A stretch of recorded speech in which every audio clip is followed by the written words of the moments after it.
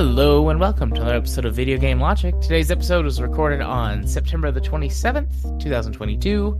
I'm your host, gaming psychologist, and with me, as always, fighting off the evil AI in his mind, Caffeine Rage.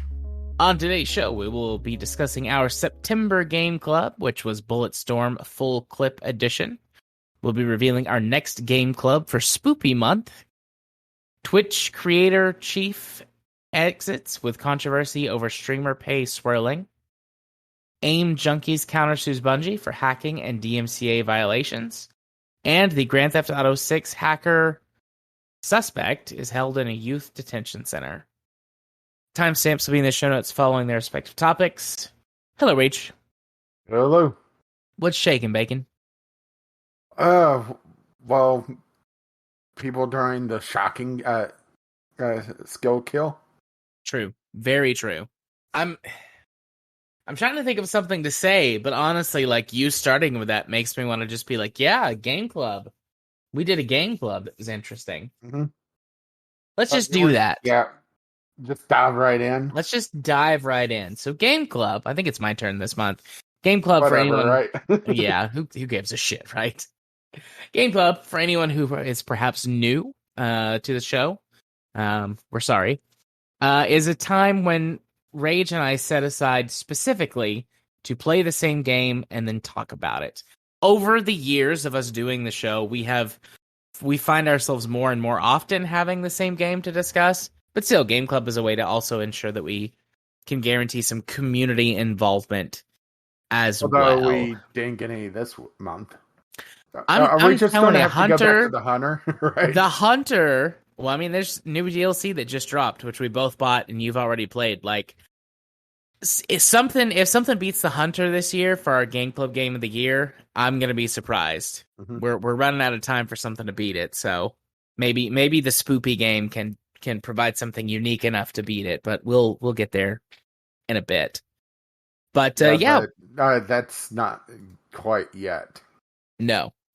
So, for the month of September, we played Bulletstorm Full Clip Edition. Although I think you could have played normal if you have the original Bulletstorm somewhere. I think that would have worked too. I don't think there's any difference in the story. The remaster, let's talk about that first before we really dive into the game. It's basically a spit shine on the overall game. And for the PC version, getting rid of goddamn Games for Windows Live, which seemed to really have turned off a lot of sales on this one. Oh, and also, made it not run like horse shit. Right. Yeah, I pulled a U this time around, and I did a little bit of digging, trying to figure out what happened, because this was a game that kind of just fell off the radar, and outside of a cult following, nobody really talked about until the full clip edition came out. Which then, and I have to say, tipping our hand a little bit, like a good game that just sort of fell off the radar and died on the vine, as it were. Yeah, I didn't hunt down a Bulletstorm commercial, but it seemed like EA really leaned into hey, it has dick jokes in it. All right? Yeah. I love dicks and dick jokes as much as the next queer person, but they really, like, some of them are like, you'd have been better served not trying to make a dick joke or a dick reference in this and just gone with another swear word. But other than the multiplayer, which we'll get to it, that might be my only, like, real complaint with the game is, like, not the language per se, like, I don't give a fuck about swearing, but just, like, okay, that's really forced. You're really forcing, like, a dick and balls joke on there, or a dick and balls comment. Mm-hmm. Yeah. But yeah, Oh, sorry. Sorry, I went and quickly looked at a commercial. EA from 11 years ago. And it basically shows nothing about what makes this game unique. The skill shot system, the leash, nothing. So it's basically talking about how this military shooter that might as well be published by EA is boring, and this game is different, but doesn't show why. So, all right. Of course. So, So, yeah. Bulletstorm is a first-person shooter. Mm-hmm. I mean, I know that like The Hunter Call of the Wild is technically a first-person shooter, but is this the first sort of action-oriented shooter we've had on Gameclub ever? We'd have to go back and look at the list again, to be perfectly honest.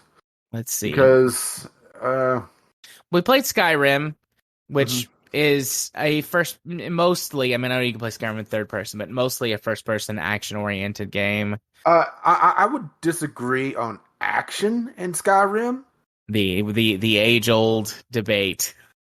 It's been a while.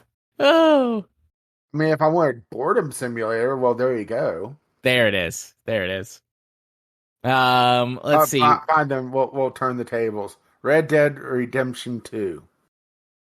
I have just kind of burned out on being upset at things like that. I just am like, whatever. I'm a crotchety old man who just doesn't give a fuck anymore. I've turned the page. I mean, so we played Portal. Portal is not actiony in this way, but Prey? it is. Yeah, we did do Prey. That's the only other one though? Unless you want to get to stuff like, sort of like this, which you could have like Enter the Gungeon. I guess we did Fallout New Vegas and all the DLC for New Vegas. Gunslinger last year. Yeah, you're right. Call of Juarez Gunslinger. That's the closest in everything that we've played to what this is. Which I would say Gunslinger is a lot more refined. Gunslinger is a more refined game. I think it's a better... I was going to say a better experience. I don't think that's quite what I mean, though. It's an apples to oranges comparison, with their biggest similarity being first-person shooter. They're doing very different things. I don't think we've played anything quite like Bulletstorm. We've played a couple of other sort of first-person-y, action-oriented games.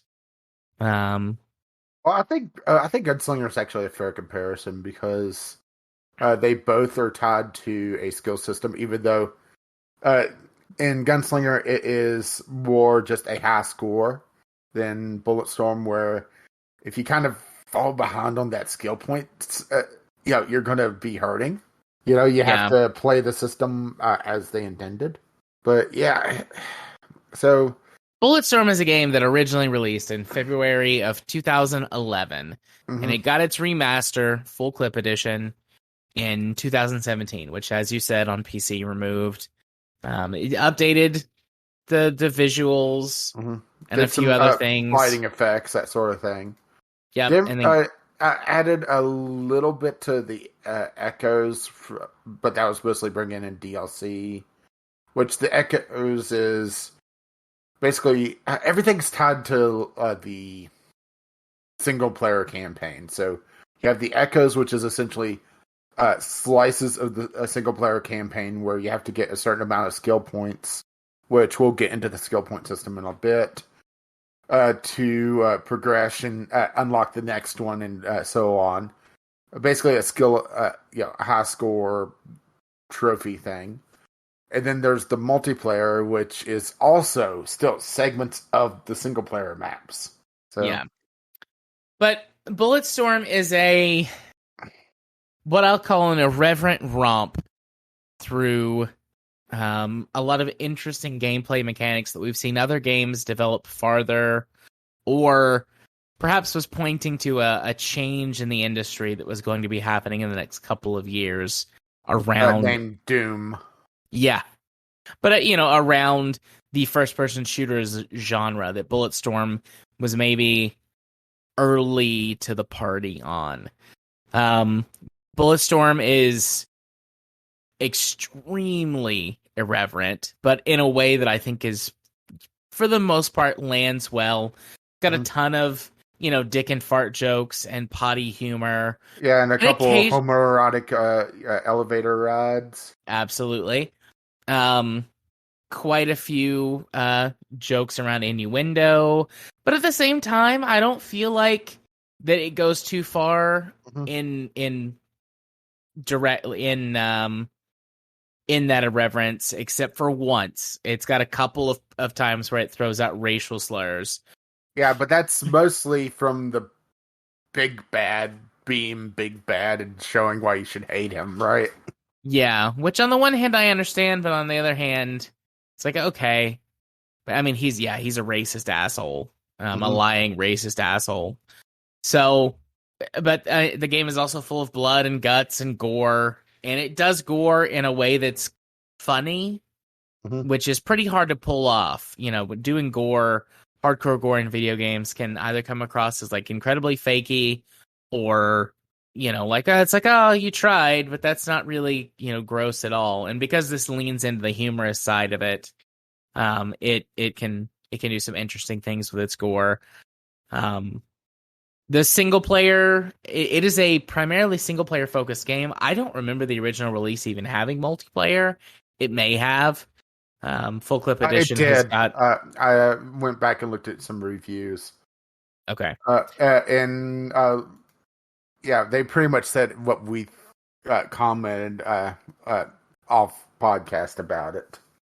Yeah, the multiplayer feels incredibly tacked on because this was an era where that if you had a single player game, you had to tack on multiplayer. Specifically, this came out during the age of like wave-based shooters. Gears of War had really popularized that in their horde mode, as well as a couple of other games that were pretty prominent that had wave-based shooters in them, PC indie games and such. There's probably other stuff that I don't know about or am forgetting because I'm sleepy. But, the multiplayer is functionable, and it could be, I think, fun with the right group of people and enough application of alcohol or drugs, but it's Or dicks. very right. But it's It's very Bulletstorm. repetitive, so yeah. I mean, yeah, I think the problem is one, it's tied so much to the single player campaign that they can't do interesting arenas because it's just segments of the individual levels.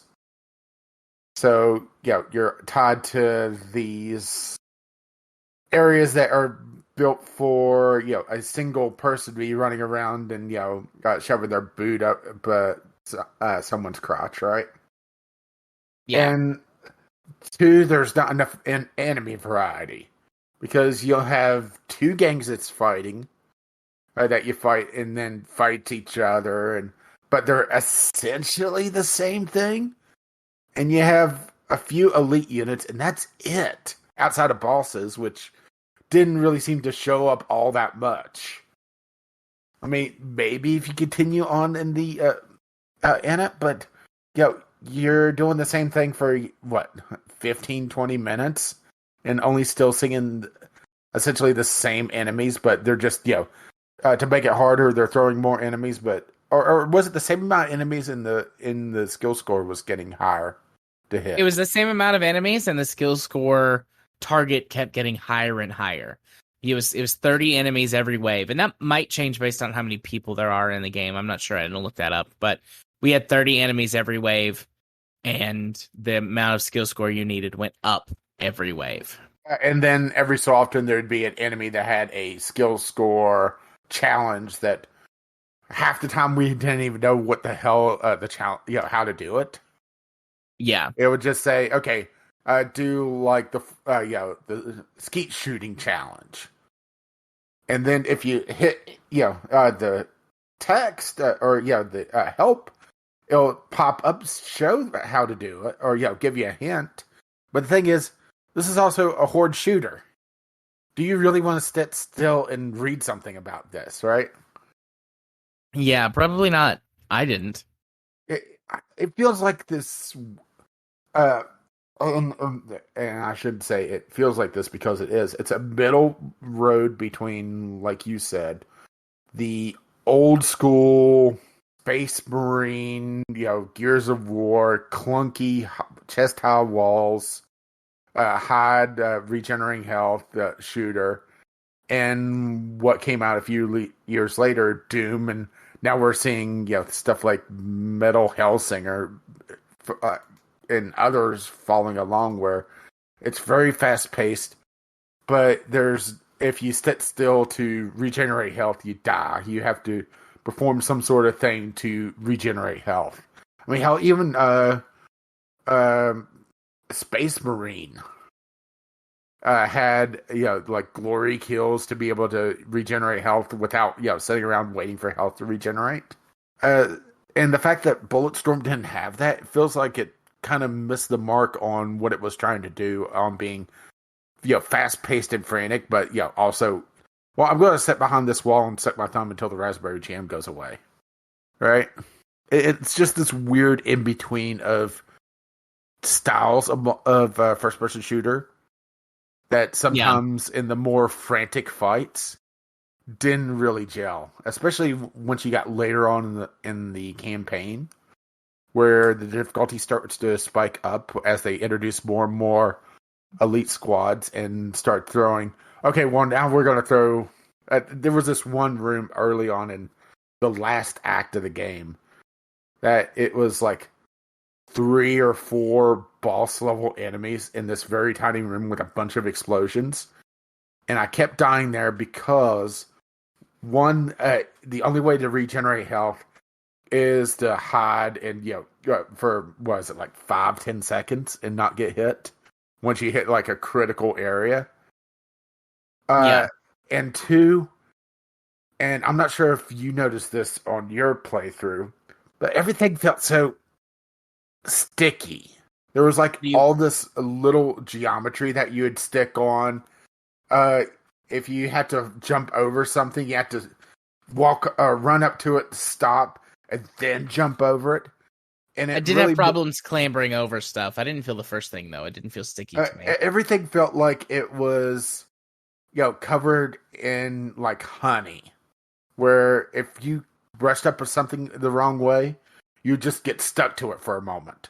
And that, along with my AI companions, sometimes just standing around yelling at me to kill something and not shooting. Which, up against a boss enemy, they don't want to take the kill, right? But they're telling me to shoot the backpack while the enemy's focused on me. And, every time I try to run around it or power slide past it or whatever, he's just turning in place. There was just times that it felt like, okay, it wants to be fast-paced, it wants to be over the top, but it's not giving me the tools to do so. Not to say I don't like the game. It's just there's just times that what the game wants to do and what the game actually doesn't gel. Yeah, let's talk about that single player campaign a little bit. Actually, from a little bit of a storytelling. And then how well it all kind of works together means the story is pretty bog standard. You play Grayson Hunt. Definitely not Spike Spiegel. Definitely not. Definitely not. The leader of a former sort of mercenary, or not mercenary, a former hit squad for the big bad evil guy. Like Navy SEALs, Yeah, you were a special forces guy. You went in, you did, wet work, black site kind of stuff. And everything that you did was hush hush. And then you discover on one of your jobs that you've been killing innocent people. And I kind of chuckled at this idea, but that's because we live in the current year, which is the worst timeline. That like they would all get upset that they killed a reporter who had a kid, and like that's the thing that got them to quit murdering people. But they didn't realize one of the people on the team was checking the guy's computer and saw that he was a reporter. That it wasn't the fact that he was a reporter. It was the fact that it was a civilian. They check him with General McDouchebag, and they never really say if it's the government's sanctioning this or if it's him doing it behind the government's back or what. I get the impression that he was doing it like behind the government's back. That's the impression I got, but I don't know. I could be wrong. Well, considering they went out of their way to explain, why you're able to, see these skill scores and why it's grading you, right? But they don't say, well, yeah, General McDouchebag is the one that's actually in charge of the government or whatever, right? Yeah. And the reason why you're doing all the wet work against civilians, people that are doing exposés on the general, that sort of thing. That's what the reporter was doing some sort of investigative work on the general who he found out and sent Lost Echo to go, spray his brains around his office. Right, that was the name of your squad, was Lost Echo. But so this happens. Your character, or the character you're playing, Grayson, basically takes the whole squad AWOL, and they follow him. And you kind of pick up a little ways into the future from this, with your ship being hunted by bounty hunters, and then you stumble onto General Douchebag's ship, and it's, oh no, it's too powerful. So you wharf it. Today's a good day to die. You prepare ramming speed. You crash into it. Go through it, actually. Yeah, you punch through it, and your ship and that ship crashes onto the planet below, which is a planet that is essentially like a horrible radiation-infested planet filled with mutants. A former resort that was being built by convicts that they basically got mutated by government lack of oversight and just bad ideas, and started murdering each other and the tourists. Yep. And one of your squad mates by the name of Ishii. So your squad gets killed after you crash land on the planet. One of your squad mates barely survives. They wind up grafting the ship's AI into his body, along with some other nanotechnology mumbo jumbo, to ensure that he lives. And he spends the entire game kind of having a split personality, trying to fight off the influence of the robot or the AI. And Grayson is trying to manage his desire to kill the general with the desire to escape, and trying to figure something out for his friend Ishii. Mm-hmm. Who is slowly being taken over by AI because in the first act, or after you crash your ship, Ichi got severely injured in the crash. Yeah, as one does when falling from fucking space. Of course. And to save his life, the doc named Doc. Original.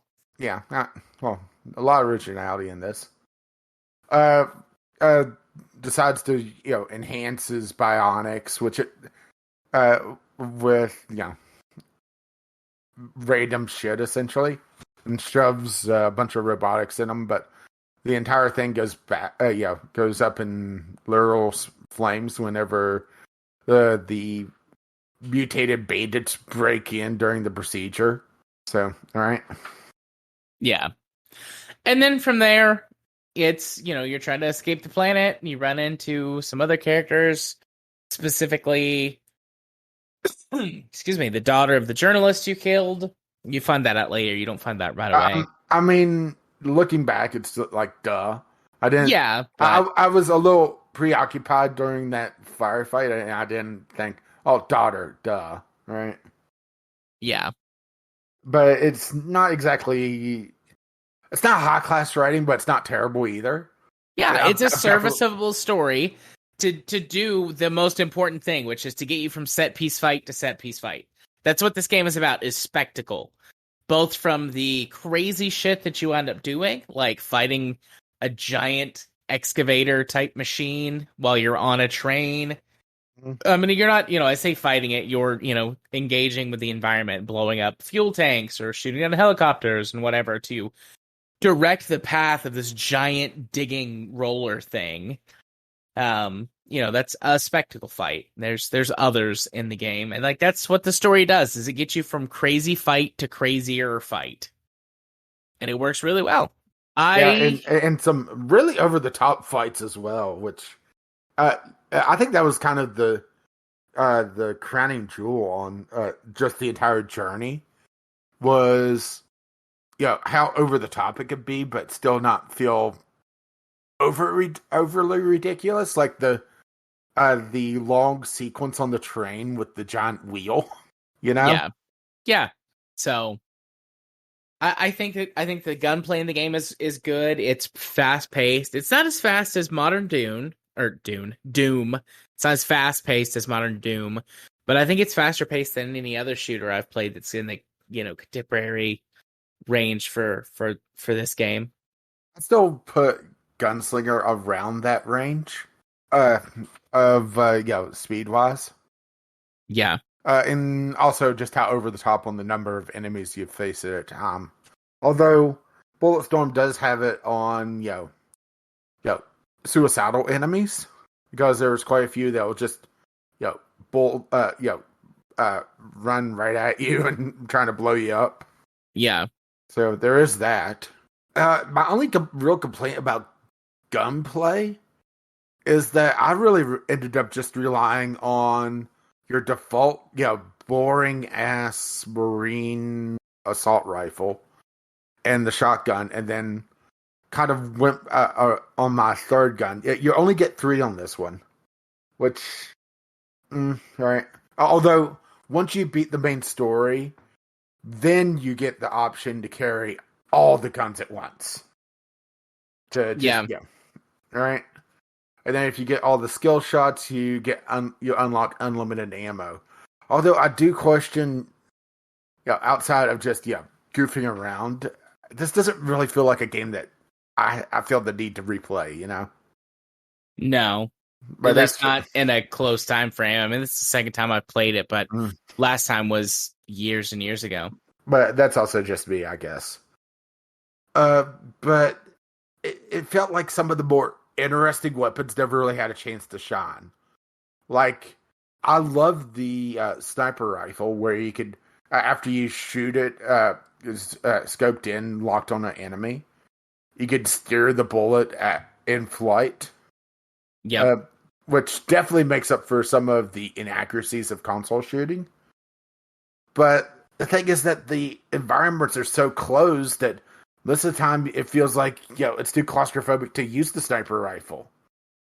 The flail launcher, which is this thing that shoots 2 bombs attached to a chain. Once again, enemies don't cluster up enough to really make use of it. Because the big thing on that one, it doesn't have a lot of ammo, so you want to kill a bunch of things at once.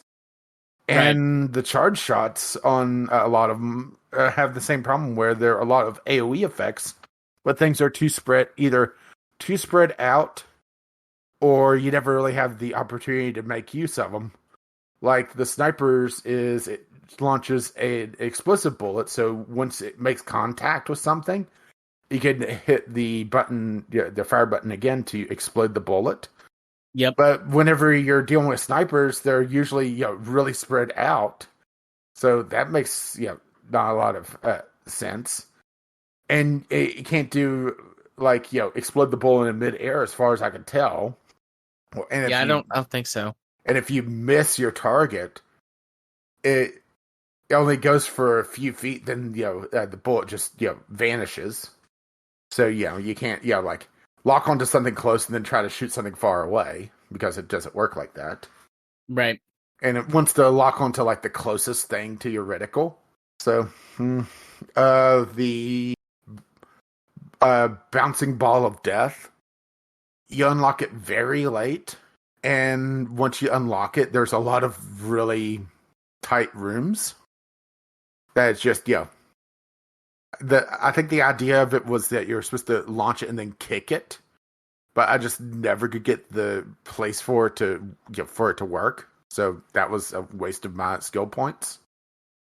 So I mean, maybe it makes more sense in the horde mode, but I just found the horde mode boring. So you mentioned skill points. You've mentioned those once already. Let's talk about those a minute too. So in this in the single player campaign, they, for the most part, govern your progression. You unlock a new weapon. That along with the drop pods, because only certain weapons will show up once you get so far in the story. Yeah. So there are these drop pods that you use your leash with, which I guess we could talk about that in a minute too.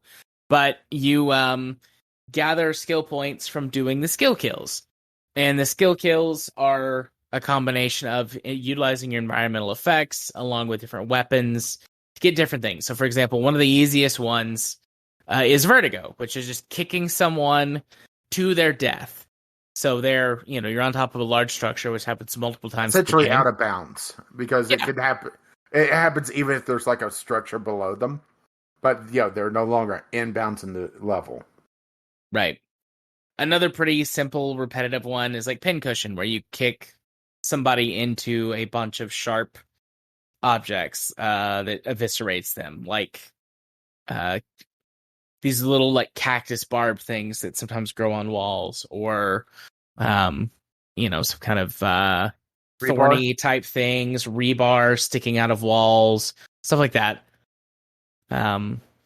So there's some easy to do repetitive ones. There's more complicated ones, which might require multiple weapons to set up or specific environmental effects. For example, in one of the later levels, I guess in Act 5, there's all of these like man-eating plants. And if you kick an explosive barrel into one's mouth and they go to eat it and it blows up and kills them.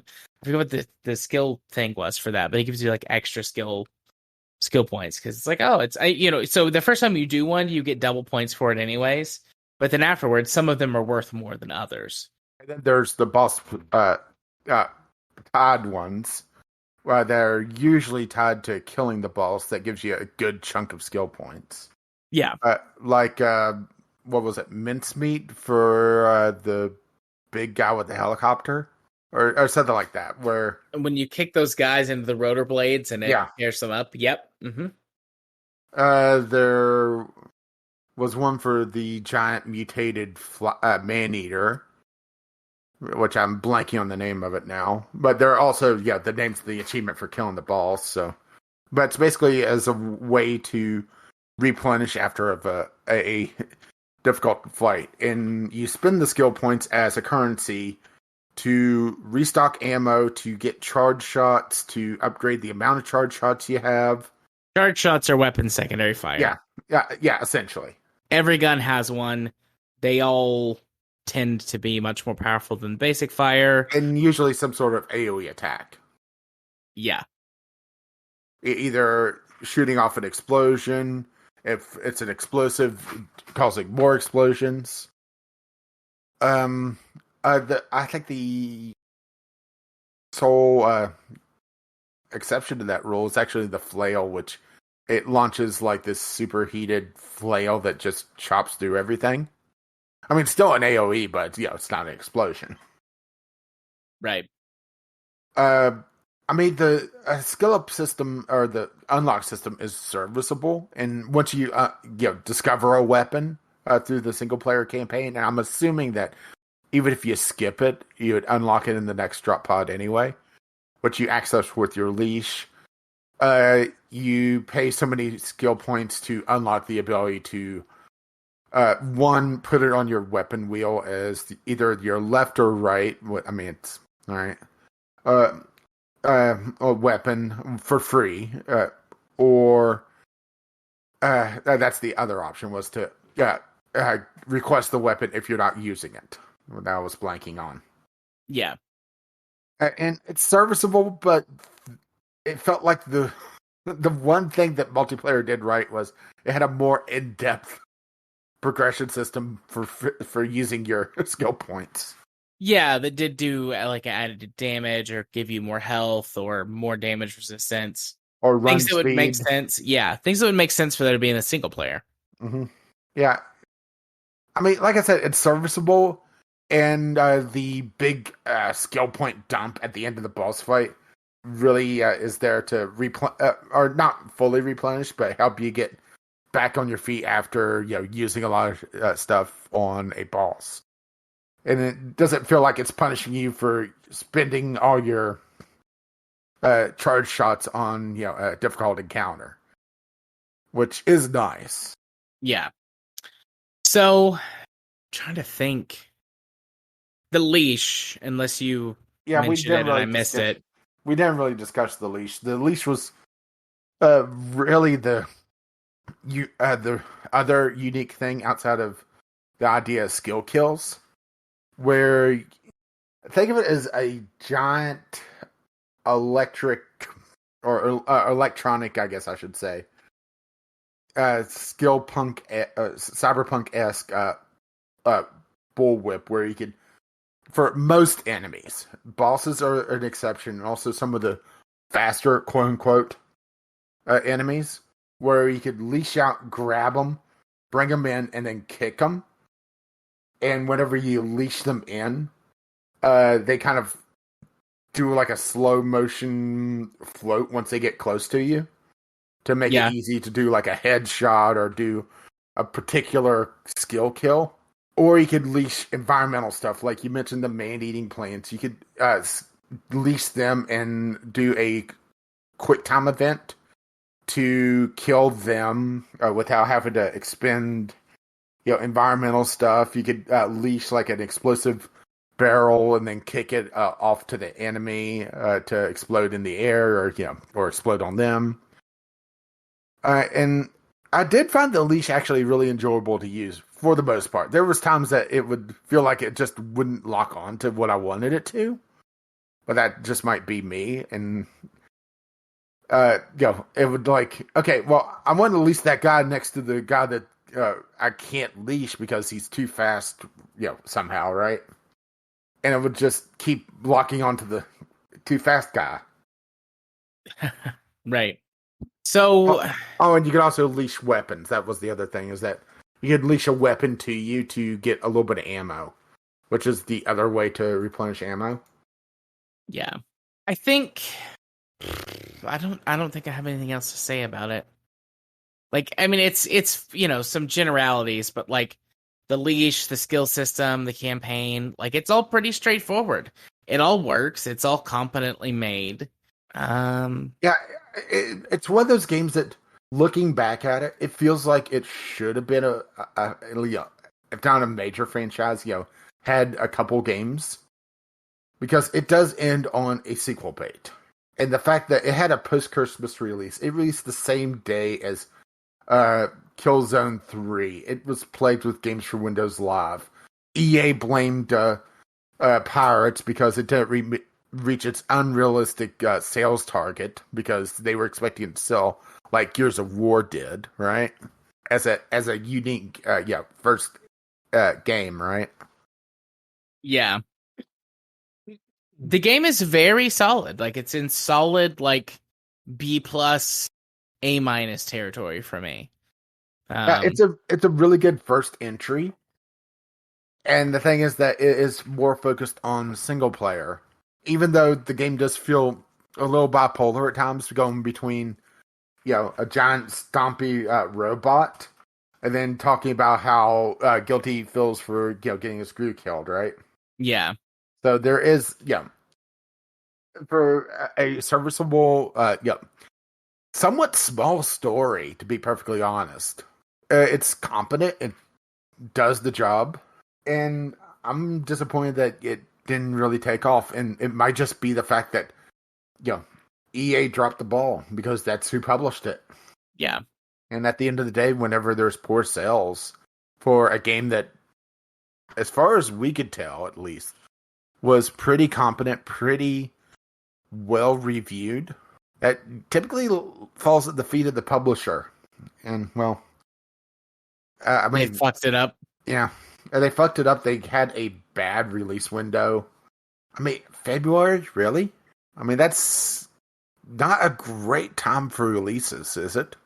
No, not that I know of. I mean, it's that's in between the usual picking back up of late spring, and obviously the post Christmas sales.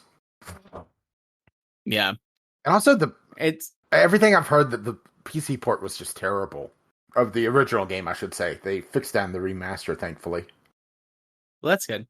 I can't think of anything else to say other than the fact that I liked it. I mean, a lot of the stuff that we're talking about, like with the skill system and everything, like go explore. Go read if you really care about them. Like, go read the instructions on how to do them all. Try to track them down. And then everything else, it's like, hey, this is a solid game. If you want to keep playing it, keep playing it. Maybe look at taking care of whatever you've got for it, be it like a tray of some kind or just a table but you keep your non-cased games on. Yeah, and also leave room in your heart for, of course, Waggleton P. Tallywhacker. Yes, never got to tell him his name. He died before he heard it. It's a solid B+ game. I recommend it. It goes on sale pretty frequently. I do hope that eventually it does get a sequel. The developers did mention that they would like to do it eventually. So there is that. Yeah. It does actually have a bit of DLC that you mentioned DLC before, but I don't think you said what it was, which is this is very era specific, the Duke Nukem DLC, which makes Duke the playable main character and recorded some extra voice lines and stuff.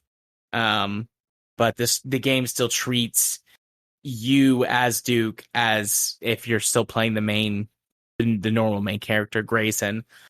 So, it's I didn't play it. I watched the trailer for it. It looks neat, but it just is more. And it's also voiced by John St. John, so it is the voice of Duke Nukem. It's not just swapping out the character model.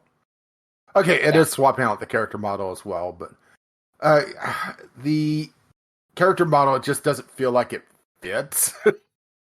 Yeah, it was originally a pre-order bonus. I'm not convinced it's worth $5. I don't think it is, unless you really like Duke Nukem and want it, But it is, it is what it is. It's there if you want it. Mm-hmm. But a surprise, a surprising Gameclub game that I still liked it because I had played it before. I played this back closer to its launch date. And I was surprised. It played, with all older games, for me, the thing that I'm looking for is, does it play like how I remember it? And the answer to that question is yes. This game plays like how I remember it, which to me means that it is a solid gameplay experience, a solid, B-movie type game. And while not as edgy as it was, right? Yeah. It just doesn't, it feels vulgar, but not edgy, if that makes sense. Well, I imagine that it was a lot more edgy when it released because it was also caught up in the, video games are making people racist, or not racist, rapists, that Fox News did because, of course, Fox News. Although, this game? Really? Talking about sex in video games and they picked this game? Was Fox News just attracted to all the dicks? Maybe. I mean, Trump did say recently to, make America gay. So, maybe. Oh, I knew that you would love that. I do love that. It's beautiful. But I have to say, this game actually pretty respectful of women. Mm-hmm. I mean, she was utterly badass. We didn't really mention Triska all that much outside of... Well, we saw her as a little girl, and then she made herself an utter badass, wanting to personally murder the person that killed her father. Turns out it was Grayson, by the way. Yeah.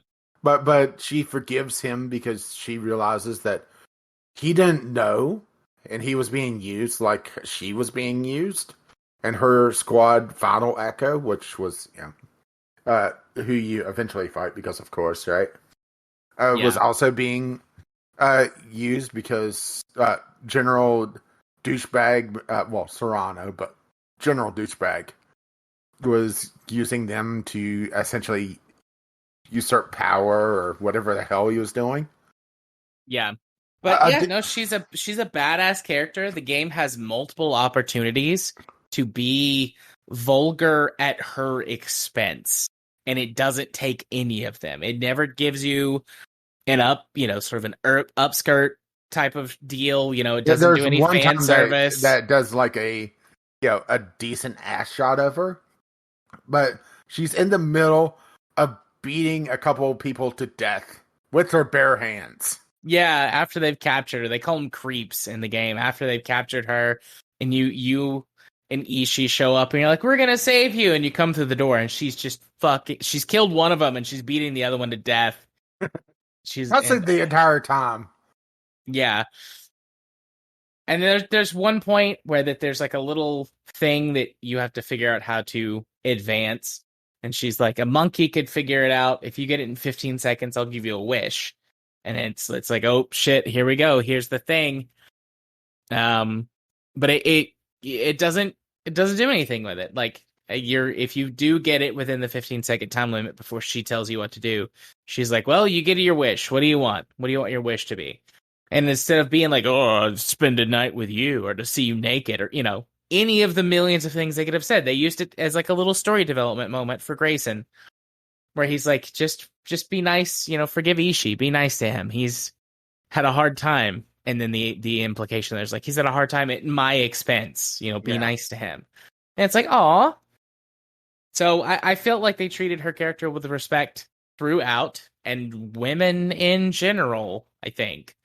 I don't remember anything that was particularly like misogynistic. Yeah, no. There was some racism, though. Yeah, a lot of, mostly from general douchebag. And, of course, calling Ishii sushi dick the entire time. Yeah. Which I'm pretty convinced that Serrano thinks that's his name at this point. Probably. He goes, right? Yeah. But, okay, I'm going to make this comparison. Going back and playing Bulletstorm, even though, it is a somewhat recent release now with the remaster, doesn't feel as old as, like, going back to Borderlands 2. And that's because, this game's humor is built off of dick jokes and, timeless things, not, memes that were old. Yeah, and they're of the same era. I think Bulletstorm 2011, slightly later than Borderlands 2. Actually, Borderlands 2 is newer. 2012. Okay. And you were right, Bulletstorm is 2011. Yeah. So, it's still of the same era. Mm-hmm. Some of the same types of humor, but Bulletstorm, I think, holds up better because, like you just said, it's not so referential to the real world. So, yeah, solid game. Would recommend. Enjoyed it throughout. Yeah, as long as you don't mind a potential, cliffhanger that doesn't get resolved. Yeah. So our next Game Club game for Spoopy Month, we sat down and we had a good long conversation about spoopy games, and we decided, one, to make a list to have for future years, and two, to play a game by the name of Beacon Pines, which came out 5 days ago. Yep. You can play this game if you have Game Pass via Game Pass. Otherwise, what does it cost? I'm going to say $20. Yeah, well, $17.99 till, for the next, day and a half. So, not soon enough to, or not long enough for people to grab it. But Beacon's Pines is a cute and creepy adventure set in a mysterious book. Sneak out late, make new friends, uncover hidden truths, and collect words that will change the course of fate. Supposedly a pretty short one, too. Yeah, what was it, 8 hours? I wanted to say shorter than that. I wanted to say 4. 3 to 4, according to this. Okay. It's got a very cute art style, and I'm thinking that this is either going to be amazing or it's going to be terrible. I don't think there's any in between, because it seems like it's trying to be very, spooky, creepy. Maybe not necessarily scary, but creepy. And the cutesy art, psychological horror. But to be fair, a lot of games on Steam have psychological horror and are not. Also, supposedly multiple endings. So, I'm hoping that it's really good, and the cutesy art style either works to soften whatever the horrible blow is the game is going to pull, or it just serves as a juxtaposition. Like, oh, look at all these cutesy characters, but they're talking about death and murder and sadness and lifelong, bad stuff. But they're so cute. Like, that's what I'm hoping for. Yeah, according to one of the top reviews, Winnie the Pooh meets Twin Peaks. You have my attention. Twin Peaks is weird. Yeah, I actually never really watched it. Twin Peaks, I don't think... I think Twin Peaks is overhyped. I don't think it's as good as people like to think it is. But it is delightfully weird and very creepy. Unsettling. So, that's promising to me. But yeah, Beacon Pines for Spoopy Month. Well, it also was, in the 90s, so, right? Well, yes, but then they had the more recent next season sequel. I don't know how to describe Twin Peaks like that. The new Twin Peaks, but there is a relatively new one. I think it came out 3 years ago, 4 years ago now. So new is a relative term. Yeah, it looks like 5. I had to go digging. Looks like it's essentially a continuation. Yep, because the first Twin Peaks, series or whatever ends with them saying like, well, we'll be back here in 20 years. And then it's like the show picks up 25 years. Yeah. But the show picks up like on the date. So anyways, Twin Peaks, watch it if you like weird stuff. But yeah, we will talk about Beacon Pines when we do our Spoopy Month Game Club here in a few weeks. Which will be October 25th. Indeed. And then we have a long month for the next one, but an appropriately large-scale game for it. Indeed. So yeah, you ready to go talk about some news topics? I think so. Our first news. Yeah, go ahead. Our first news topic of the night: Twitch creator chief exits with controversy over streamer pay swirling. So, the gist of what's going on with the streamers' pay is the revenue split. Twitch is essentially reducing the maximum revenue split for everyone, but especially the largest streamers. Historically, streamers could get, I believe it was 70%. Yeah, 70.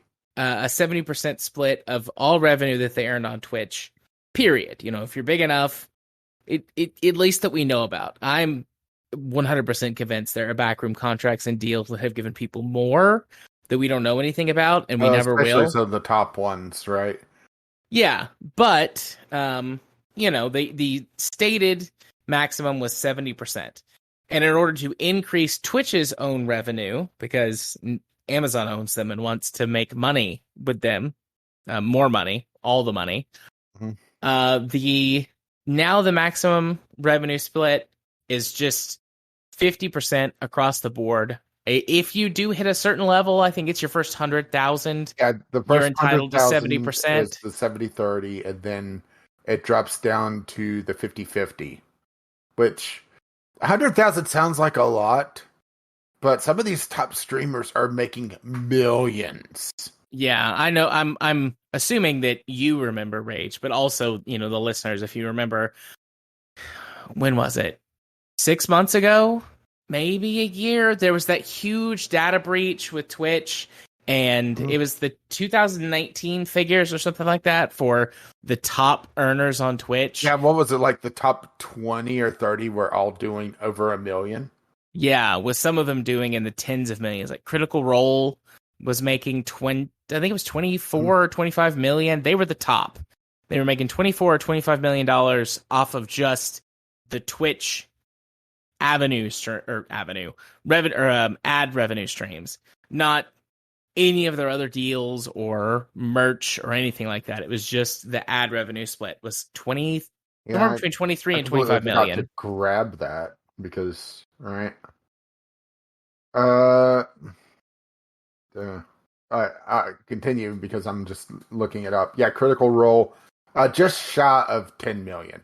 $9,662,721 $712.16 according to this. Okay, so it's less than what I thought it was, but still, it's a shitload of money. Mm-hmm. A one metric fuck ton. Let's But just put it anyways, this way, I'm looking down the list. At you drop below 1 million at place 81 on the top 100. That's still a shit ton of people, you know. yeah, And this is from 2 years ago now. I mean, it's just whew. yeah. But anyways, so that's the revenue split controversy, we'll say. Many creators on Twitch are complaining about this, about their And loss of incomes. some went dark as a protest, rightfully so. I mean, that's the thing, is that some people are mocking them, saying, "Well, yeah, you're upset because you're not getting paid as much for playing games, but without the content creators, you don't have The right." platform. Mm-hmm. Let's So see. it's just I mean, and the thing is like Twitch does serve as the largest streaming platform in terms of its watch or its viewership. Other platforms technically are larger, like YouTube streaming technically is larger because it's YouTube. But Twitch has still got the largest community, sort of the benefit of being like the biggest early on streaming service, you know? But Twitch has, even historically taken more off the top, and many small creators were pushing for them to go to a strictly 70-30 split, like what YouTube does with YouTube streaming and Microsoft. What was the Microsoft streaming service? Mixer? Mixer's dead, right? Yeah, Mixer died years ago now. Wasn't Mixer only taking like 15% of revenue to try and encourage creators to come to the platform? But this is sort of the history about what's going on with this pay rate issue. Is that the content creators were pushing to get more money, which rightfully they should. They should have that money. And Twitch wasn't doing it and is now going the opposite direction and reducing the amount of income that all of their large Twitch streamers get. So that's where we come into this story. And I gotta say, I think I'm pretty much on the content creator side on this one, because me too. Yeah, it sucks. However, you can't just pull up roots and go elsewhere, because the other option is YouTube, and right? Yeah. If this works out well for Twitch, guess what YouTube is going to do, right? The same thing. I mean, this is why Twitch streamers have alternate income streams as well. Sell their shirts, sell their OnlyFans. And no, I'm not joking, because you really think that the girls on there that are in those really low cut tops aren't on OnlyFans, right? Yeah. But no judgment. Good for them. Yeah. Good for them. I'm a big supporter of people with OnlyFans. No, I wasn't judging. I was just saying, right? Yeah. Yeah, selling shirts, selling themselves, selling, doing voiceover work, and or having shout outs, that sort of thing. Because there's the other thing, is that people pay for like a short message from them. I mean, there's a lot of alternate income streams that they're having to go on, and if Twitch continues to do this, you're going to see more and more. And honestly, I mean, the problem is, where are you going to go? Because, like I said, YouTube, you have the same problem, and you also have the problem now with YouTube where if you don't have an active subscriber base on there already, you're looking at a long time to get on there, because it is based off of the number of subs plus a view time of your content before you're even able to apply for sponsorship. So, right? Yeah. So the whole thing about this person though, Constance Knight is her name. I mean, we have nothing but speculation as to why she's leaving. The Bloomberg got a hold of this employee memo where that she states that she's embarking on a new adventure that provides exciting growth opportunities for me, both professionally and personally. Failing up. Yeah, failing upward. But we don't know why she was resigning. We don't know if she, fucked up and has chosen to resign. If it's because she handled this badly. We don't know if she she's the protested it and is being forced out. if Or she's the is she the sacrificial lamb? sacrificial firing. We just don't know. And we might not ever know. I suspect either. I would love to know just how much money Twitch is making these days. But the thing is that it could also be a loss leader because it's also Amazon behind them. Right? Yeah. Which also does feel weird that Amazon hasn't done more with them. Because weren't they originally... Oh, shit. What? So what? After you said that, I just Googled it. This is an article from 2021. Where'd it go? I lost it. It was a lot. Here it is. Twitch made an estimated 1.54 billion in revenue. So that's not profit. That's revenue streams in 2020, primarily from subscriptions and purchases, in-app purchases. And then it says bits. Yeah. So, yeah. It is possible. It seems unlikely to me, but it is possible that is still not profitable, depending on how much money it costs to run Twitch. And if Amazon... And there's no way for us to know. That's the thing. There's no way for us to know. How much did Amazon pay for Twitch? Billions? To the Google. 970 million. Oh, not as much as I thought. But it was also 2014. Yeah. So there's always a chance that Twitch is not profitable based on how much it costs to run it. And if there's another purpose behind it for Google, like if it serves as some testing Amazon serves as a testing platform for some type of tech or development that they're doing. Like, this is all spitballing on my part. Like, it's possible, which feels crazy to me. But, when you're in this size corporate territory, $1 billion, a $500 million could wind up being a rounding error, with the types of money that these mega corporations throw around and control. So it's possible that it's not making money. It feels like it should be, but it's possible it's not. Or even if it's just breaking even, they're still leaving money on the table, right? Yeah. And, that phrase, leaving money on the table, companies aren't happy with some of the money or even most of the money. They have to try to take all of the money all the time. And take as much as they can. And if they think that they could get away with a 50-50 split on ads, oh boy, are they going to do it. It makes me wonder if we're going to see even more ads on Twitch, which they've started bypassing, stuff like ad block. To just to inject directly into the video stream instead of having it a separate thing. And they also made it where, this has been a while, but originally if you were a Amazon Prime member, you just didn't see ads on Twitch. Well, they removed that, and now it's only on what you're subscribed to, and you get your one free subscription a month.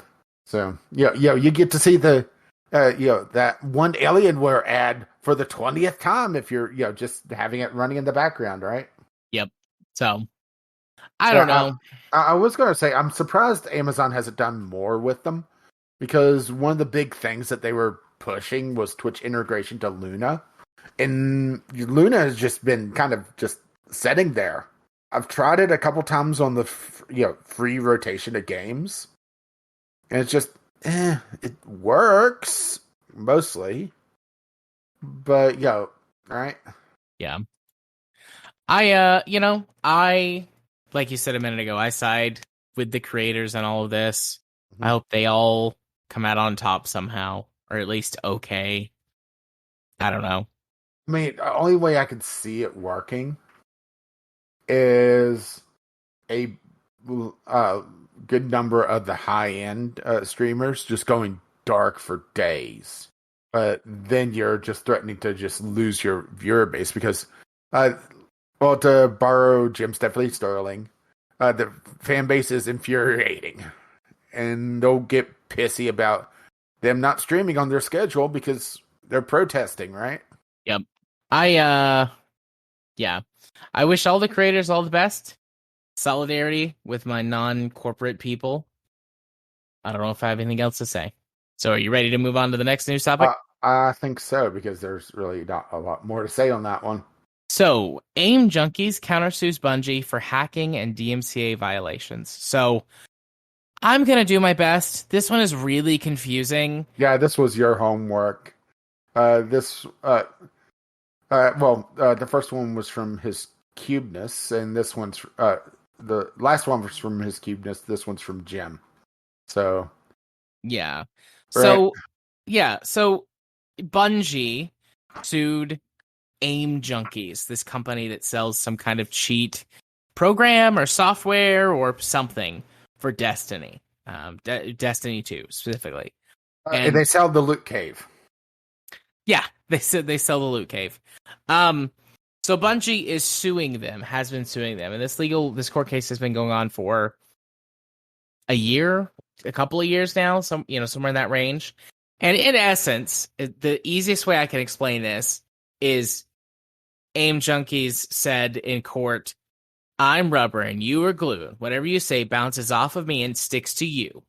Because the arguments they are making are along the lines of, one, we're not doing anything that's actually illegal, which is not the basis for how civil suits work, but I digress. They're saying we're not actually doing anything that's really illegal. And in fact, Bungie is doing things that are illegal, and they broke their own terms of service. So why do we have to abide by rules that they won't follow? Because Bungie apparently submitted some old documentation into the court record. And while their current terms of service do prohibit the types of aimbots and whatnots that AimJunkies had made and was using, at the time when they sued them, this didn't exist, and so they're saying that it's invalid, and that's the best I got. I'm not a lawyer. There are probably some lawyer YouTubers who've talked about this, but that's the gist of it to the best that I can understand. Any questions? Yeah. Not really. I mean, honestly, this one's kind of just over my head, and I sat and read the article and just kind of went cross-eyed after a while. Yeah. I mean, I'm not sure who I am going to root for, because one is a corporation, the other one is a bunch of cheaters. So, right? Even though, yes, I know Destiny is mostly cooperative, but you start having it where people are cheating the game and getting all the extra loot. That's just going to make the grind even worse later on, right? Yeah. So, can I just hope they destroy each other? That would be the best outcome, yes. So sorry I don't have a lot to say on this one. It's just that's okay. I don't either, and I'm not even sure I know exactly what's going on. I think I do, but but I just didn't want to skip over it because Jim has been good to send us stuff. So right, yeah. I guess it's just one to watch and see what happens in the. I think we need Legal Eagle to break this down. Oh yeah, please do Legal Eagle. Please break it down for me. Or our favorite copyright attorney. Yep, Leonard French. But yeah, okay. You ready to move on to our last topic of the night? Yeah, I think so. All right, Grand Theft Auto 6 hacker teen suspect held in youth detention center. Yeah, not really a community topic, but kind of a follow-up from the Giga leak from last week. So, 17-year-old suspect is believed to be behind the GTA auto leak hack. He was on bail for another hack. So, he is seriously fucked up. I mean, his life is pretty much over at this point, if this is true. It's believed that he was behind the Uber hack earlier in the year and was out on bail. Yeah. And decided to hack Rockstar because there was two major hacks, Uber and I think it was Microsoft. And he was behind one of them. And well, City of London Police Cybercrime Unit acknowledged the individual has appeared in court over the weekend and is now being held in a youth detention center. Oh boy, right? Not releasing his name because he is still being considered a minor, but we'll see what comes of this because, Rockstar is going to have a field day with him. They're going to act like he's doing a texture remap of one of their games, right? Yep. So, honestly, for this kid, in my head, I'm like, yeah, God bless him. Godspeed. You hack these major corporations all day, every day. However, I don't want him to destroy his life because of it, and that's what I fear he has already done. Because he was out on bail, and he decides to pull another hack. It makes me wonder just how he did it, though. You know, is he some elite hacker, or did he do social engineering? Because honestly, most of the time it's some sort of social engineering. Getting the right person's like first pet or whatever password recovery to break in, right? Yeah, because as much as you want to tie down and lock down a system, a piece of armor is only as strong as its weakest link, and humans can be extremely weak when it comes to security.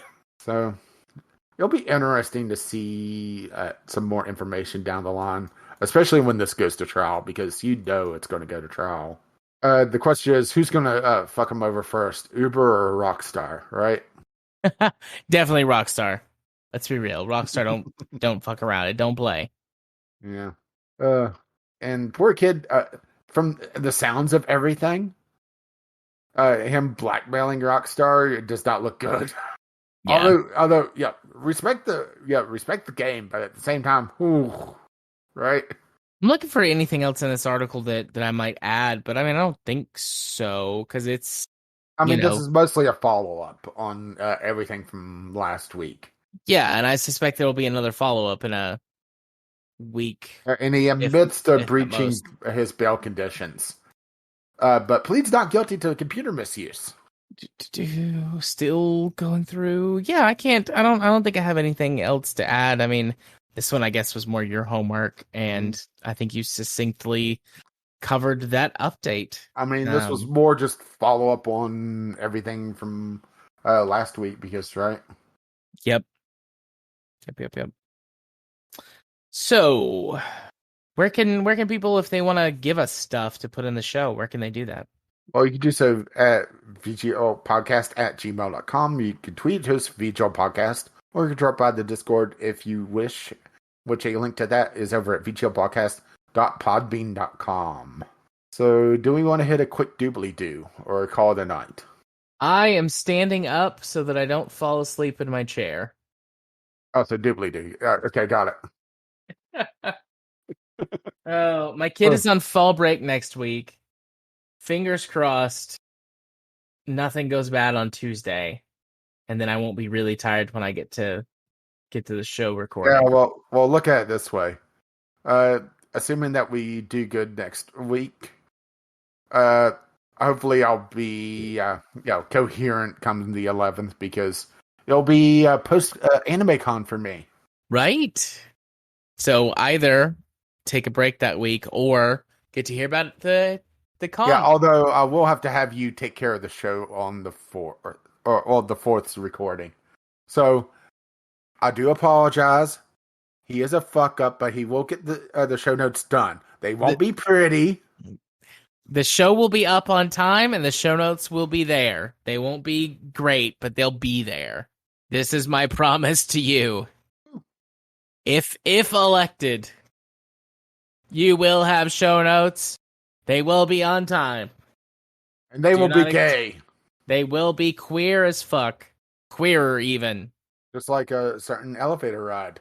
Oh, yeah. I was that was probably the funniest part to me in that game. I don't know what I thought was the funniest part. That was a good part. That was funny. Well, it was also not overly dick related. I mean, it was dick related, but not in that way, right? Yeah. But speaking of dicks, if you were to send Jared one, please do. You can do so vglpodcast@gmail.com with your letters, voicemails, game-related topics. Tweet them to us, VGL Podcast on the Twitter. What's your socials? Right. My socials. I'm supposed to say, hey, Rage, hit him with the socials. You're you throwing a curveball at me. So I jumped in. Yeah, you can find me on Twitter at JMA4707. I tweeted today about Battletech because that's what I do. But find me at JMA4707. I tweet about all kinds of stuff. You can chat with me on Discord if you join our Discord, Jarether4707 there, or be my friend on Steam. Just come say hey. Be like, hey, how's it going? And I'll be like, it's going pretty good, I think, probably, or terrible. I don't know. I tend to be honest with those answers with people. Then we can have a little conversation. Then I'll blow you a smooch. Ew. Mwah. And if you was to catch me on Twitter, you can do so. GameOCR commented today about enjoying a console shooter. Ooh, scary and ominous, and teasing for next week. Or if you was to be my friend on Steam, you could do so. Caffeine Rage. Now continuing with the end of show spiel, because doing this way out of order now, right? Yep. Our lovely patrons have made this madness possible. You can find out more at patreon.com/VGL Podcast. Our show notes can be found, mangled or not, VGLpodcast.podbean.com. If you wish to spread the love, you can find us on your podcatcher of choice. And if you wish to join the Discord, a link is over there as well. Our intro and outro music is On the Ground by Kim McLeod. You can find his work over at incompetech.com. And as always, as his lovely music starts to roll across my voice, bye-bye now. See ya. Bye-bye.